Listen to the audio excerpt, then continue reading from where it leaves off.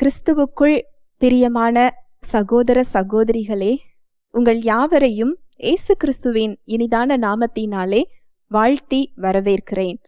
தேவனுடைய வார்த்தை சொல்லுகிறது, சத்தியத்தையும் அறிவீர்கள், சத்தியம் உங்களை விடுதலையாக்கும் என்று சொல்லுகிறது. இன்றைய சிந்தனைக்கு எடுத்துக்கொண்ட வேத வசனம் மத்தேயு 5வது அதிகாரம் 38ஆம் வசனம். கண்ணுக்கு கண், பல்லுக்கு பல் என்று உரைக்கப்பட்டதை கேள்விப்பட்டிருக்கிறீர்கள். நான் உங்களுக்கு சொல்லுகிறேன், தீமையோடு எதிர்த்து நிற்க வேண்டாம். தீமையோடு என்ன செய்யக்கூடாதா? எதிர்த்து நிற்கக்கூடாது. ஏனென்றால் அது சொல்லப்பட்டிருக்கு பாருங்க, ஒருவன் உன்னை வலது கன்னத்தில் அறைந்தால் அவனுக்கு மறு கன்னத்தையும் திருப்பி கொடு. ஏன் நம்ம திருப்பி கொடுக்க மாட்டேங்கிறோம்?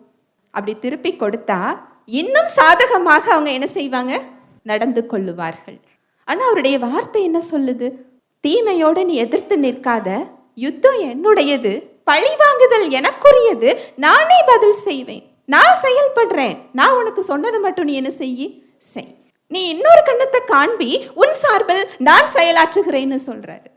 அந்த இன்னொரு கண்ணத்தை நான் காமிக்கணும்னா என் சார்பில் அவர் செயல்படுகிறார் என்பதை நான் விசுவாசிக்க வேண்டும். அப்படி விசுவாசிக்காததுனால தான் இன்னொரு கண்ணத்தை என்ன செய்ய மாட்டேங்கிறோம்? காட்ட மாட்டேங்கிறோம். அப்போ நமக்கு பிரச்சனை எங்க வருது பாருங்க. பிரச்சனை எங்க? எதிர்த்து வர்றதில்லை, இல்லை, எனக்கும் அவருக்கும் உறவு எப்படி இல்லை? சரியாக இல்லை. அவர் மேல நம்பிக்கை இல்லாததினால், அவருடைய அன்பை நாம விசுவாசிக்காததினால் மற்றவர்களிடத்தில் நம்மால் சமாதானத்தை என்ன செய்ய முடியல? காட்ட முடியவில்லை. ஹல்லேலூயா, பிரைஸ் தி லார்ட். அடுத்த வசனம் பாருங்க. உன்னோடு வழக்காடி உன் வஸ்திரத்தை எடுத்துக்கொள்ள வேண்டும் என்று இருக்கிறவனுக்கு உன் அங்கியையும் விட்டுவிடு. ஒருவன் உன்னை 1 மைல் தூரம் வர பலவந்தம் பண்ணினால் அவனோடு 2 மைல் தூரம் போ. நான் உங்களுக்கு சொல்லுகிறேன், உங்கள் சத்துருக்களை சிநேகியுங்கள், உங்களை சபிக்கிறவர்களை ஆசீர்வதியுங்கள், உங்களை பகைக்கிறவர்களுக்கு நன்மை செய்யுங்கள், உங்களை நிந்திக்கிறவர்களுக்காகவும் உங்களை துன்பப்படுத்துகிறவர்களுக்காகவும் ஜெபியுங்கள். நமக்கு ஒரு கொடுத்திருக்கிற வேலையே எதுதான்? இதுதான். ஒரு மிக பெரிய விடுதலை அவர் நமக்கு கொடுத்திருக்கிறார். இது உங்களுக்கு பார்க்கறதுக்கு ஒரு பிரமிப்பா இருக்கலாம், இதற்கு பின்னால் ஒரு பெரிய ஆசீர்வாதம் இருக்கு. அதனாலதான் சாத்தான் நம்ம ஏமாற்றுகிறான். நீ நிறைய காயப்பட்டிருக்கிற, நிறைய துன்பப்பட்டிருக்கிற, நிறைய ஏமாற்றப்பட்டிருக்கிற, நிறைய துரோகங்களை நீ சந்திச்சிருக்கிற, நீ மன்னிச்சிரு, ஆனா உன்னால மறக்கலாம் முடியாது. நான் மன்னிச்சிட்டேன், ஆனா என்னால என்ன செய்ய முடியாது? மறக்க முடியாது. ஏன்னா அதை மறந்து மன்னித்து ஒரு சமாதானத்துக்குள்ள நம்ம போகணும்னு சொன்னா அங்க தேவன் வெளிப்பட முடியும், அவருடைய வல்லமை அங்க வெளிப்பட முடியும், அவருடைய நாமம் அங்க மகிமைப்படும். உங்க மூலமாக அந்த வல்லமை அவர்கள் பெற்றுக்கொள்ளுவார்கள். இதை தடுக்கிறதுக்கு தான் அவன் என்ன செய்யறான்? பொய் சொல்லுகிறான். இயேசு கிறிஸ்து அவர் இந்த உலகத்துக்கு எதுக்காக வந்தாரு? யோவான் 3:17. உலகத்தை ஆக்கினைக்குள்ளாக தீர்க்கும்படி தேவன் தம்முடைய குமாரனை உலகத்தில் அனுப்பாமல் அவராலே உலகம் ரட்சிக்கப்படுவதற்காகவே அவரை அனுப்பினார். உலகத்தை ஆக்கினைக்குள்ளாக தீர்க்கும்படி தேவன் தம்முடைய குமாரனை உலகத்தில் அனுப்பாமல் அவராலே உலகம் ரட்சிக்கப்படுவதற்காகவே அவர் என்ன செஞ்சாரா? அனுப்பினார். 2 கொரிந்தியர் 5:19. அதென்னவெனில், தேவன் உலகத்தாருடைய பாவங்களை எண்ணாமல் கிறிஸ்துவுக்குள் அவர்களை தமக்கு ஒப்புரவாக்கி ஒப்புரவாக்குதலின் உபதேசத்தை எங்களிடத்தில் ஒப்புவித்தார். அவர் யாரையும் கண்டனம் செய்வது இல்லை, அவர் யாரையும் நியாயம் தீர்ப்பது இல்லை. இனிமே 2வது வருகையில தான் அந்த நியாய தீர்ப்பு இருக்கும். அவர் முதல்ல வரும்போது எதற்காக வந்தார்? ரட்சிக்கிறதற்காக வந்தார். நம்முடைய பாவங்களை எண்ணாமல் அவரோடு என்ன செஞ்சிருக்கிறாரா? ஒப்புரவாக்கி இருக்கிறாரா. ஒப்புரவாக்கி அவர் அந்த ஒப்புரவாக்குதலை நமக்கு கொடுத்திருக்கும் போது நாம் இன்னொருவரிடம் எப்படி கண்டனம் செய்து அவர்களை நாம எப்படி நியாயம் தீர்க்க முடியும்? அந்த வேலையை அவர் நமக்கு என்ன செய்யல? கொடுக்கவில்லை. அவர் ஒப்புரவாக்கின ஊழியத்தை தான் நமக்கு என்ன செஞ்சிருக்கிறாரா? கொடுத்திருக்கிறாரா. ஒருவர் நமக்கு எதிராக வரும் பொழுது நாம் இன்னொரு கன்னத்தை நாம் காண்பிக்கும் போது தேவன் நம் சார்பில் அங்கே என்ன செஞ்சுக்கிட்டு இருக்கிறாரா? செயல்படுகிறார். ஒருத்தர் 1 மைல் கூப்பிடும் போது 2 மைல் நாம போகும்போது தேவன் நம் சார்பில் என்ன செஞ்சுக்கிட்டு இருக்கிறார்? செயல்பட்டு கொண்டிருக்கிறார். நம்மை சபிக்கிறவர்களை நாம் ஆசீர்வதிக்கும் பொழுது, அங்க ஆசீர்வாதம்ங்கிற விதையை விதைக்கிறீங்க. ஒரு மாமரத்தோட ஒரு விதையை விதைக்கிறீங்க, அது ஒரு பழம் மட்டுமா உங்களுக்கு கொடுக்கும்? அது பெருகும். நீங்க ஆசீர்வாதம்ங்கிற ஒரு விதையை விதைக்கும் போது அந்த ஆசீர்வாதம் பல மடங்கு உங்களிடத்தில் வரும். நீங்க மற்றவர்களுக்காக ஜெபிக்கும் போது உங்களுக்கு அந்த ஜெபம் பல மடங்கு என்ன செய்யும்? பெருகும். நீங்க மற்றவர்களுக்கு நன்மை செய்யும் பொழுது அந்த நன்மை பல மடங்கு உங்களிடத்துல என்ன செய்யும்? பெருகி வரும். நீங்க மற்றவர்களுக்கு சமாதானம் பண்ணும் பொழுது பல மடங்கு சமாதானத்தை நீங்க என்ன செஞ்சுக்குவீங்க? பெற்றுக்கொள்வீங்க. மற்றவர்களுக்கு மன்னிக்கும் பொழுது அந்த மன்னிப்பு உங்களுக்கு பல மடங்கு உங்களுக்கு கிடைக்கும். இதுதான் அவர் கொடுத்த கிருபையை பெருக செய்யறதுக்கான வழி. இதுதான். எப்படிப்பட்ட விதைகளை நாம விதைக்கிறோம்? நம்ம தோட்டத்துல பார்த்து பார்த்து விதைக்கிறோம் இல்லையா? எனக்கு என்ன பழம் வேணும், என்ன காய் வேணும், எனக்கு என்ன தேவையோ அந்த விதைகளை என்ன செய்வோம்? விதைக்கிறோம்.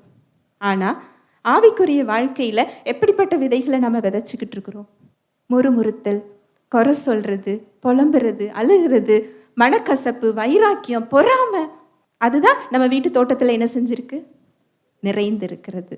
ஹல்லேலூயா, பிரைஸ் தி லார்ட். அவருடைய சமாதானம் நமக்கு என்ன செய்யப்பட்டிருக்கு? கொடுக்கப்பட்டிருக்கு. ஒரு பெரிய எடுத்துக்காட்டு தாவீது ராஜாவை சொல்லலாம். ராஜாவாக அபிஷேகம் பண்ணப்படுகிறார்.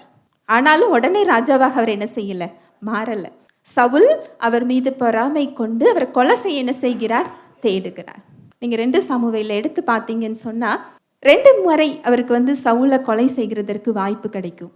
2 முறையும் எந்த தீங்கும் செய்ய மாட்டார். கர்த்தர் அபிஷேகம் பண்ணினவர் மேல் நான் எப்படி கை போட முடியும்? ஆனா தாவீது ராஜாவோட நிலைமை என்ன? சவுலுக்காக பயந்து ஒவ்வொரு இடமா என்ன செய்கிறார்? ஓடி ஒளிகிறார். அவர் கையில சவுல் ராஜா போல இராணுவம் இல்லை, அதிகாரம் இல்லை, பணபலம் இல்லை, ஆள்பலம் இல்லை, எதுவுமே கிடையாது.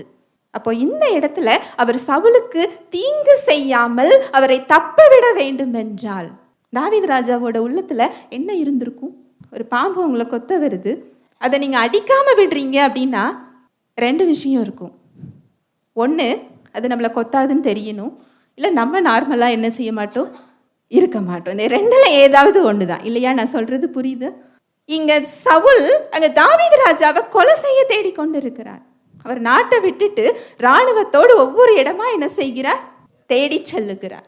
அவரை கொலை செய்கிறதற்கு தாவீது ராஜாவுக்கு வாய்ப்பு கிடைக்கிறது. ஆனா அந்த வாய்ப்பை அவர் என்ன செய்யல? பயன்படுத்தல. அப்படின்னா தாவீது ராஜாவோட நம்பிக்கை என்ன? என் கேள்வி அதுதான்.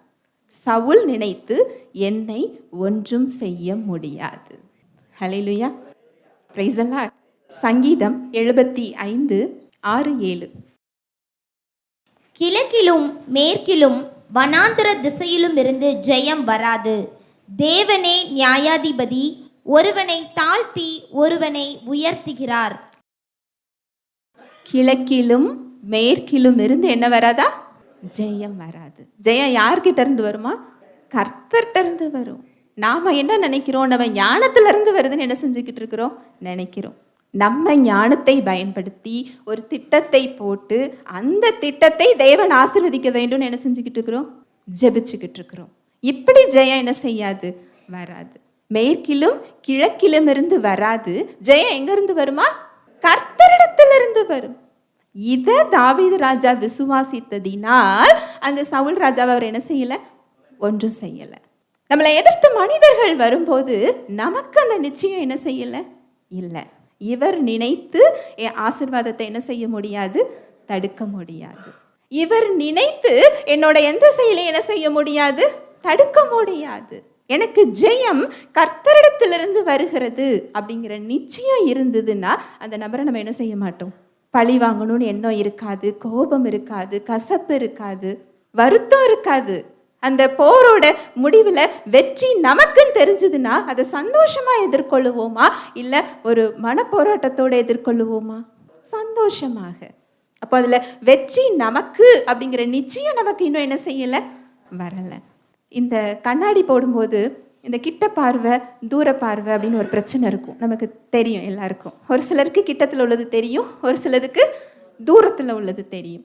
அதே போல நம்மளை எதிர்த்து மனிதர்கள் வரும்போது நம்ம எல்லாருமே ஒரு கிட்ட பார்வை பிரச்சனையோட தான் அதை என்ன செஞ்சுக்கிட்டு இருக்கிறோம், பார்த்துக்கிட்டு இருக்கிறோம். அந்த மனிதர்கிட்ட இருந்து நம்மளை எப்படி தற்காத்து கொள்றது, எப்படி பாதுகாத்து கொள்றது, எப்படி என்னுடையதை பாதுகாப்பாக வைத்துக் கொள்வதுன்னு சொல்லி ஒரு கிட்ட பார்வை நோக்கோடு பார்க்கிறோம். ஆனா தொலை தூர நோக்கோடு பார்க்கணும்னு சொன்னா என் சார்பில் அங்க யார் செயலாற்றி கொண்டிருக்கிறார்? கர்த்தர். நான் செயல்பட வேண்டாம், என் சார்பில் அவர் செயல்படும் பொழுது எது அங்கு தடைப்படும்? என்னுடைய யுத்தம் மனிதர்களோடு அல்ல, என்னோட யுத்தம் ஆவிகளுக்கு இடையேயான யுத்தம். என்னோட போர் மாம்சத்தோடும் இரத்தத்தோடும் இல்லை. நமக்கு ஒரே எதிராளி சாத்தான் தானே தவிர அவன் பயன்படுத்துகின்ற மனிதர்கள் அல்ல. ஹல்லேலூயா, பிரைஸ் தி லார்ட்.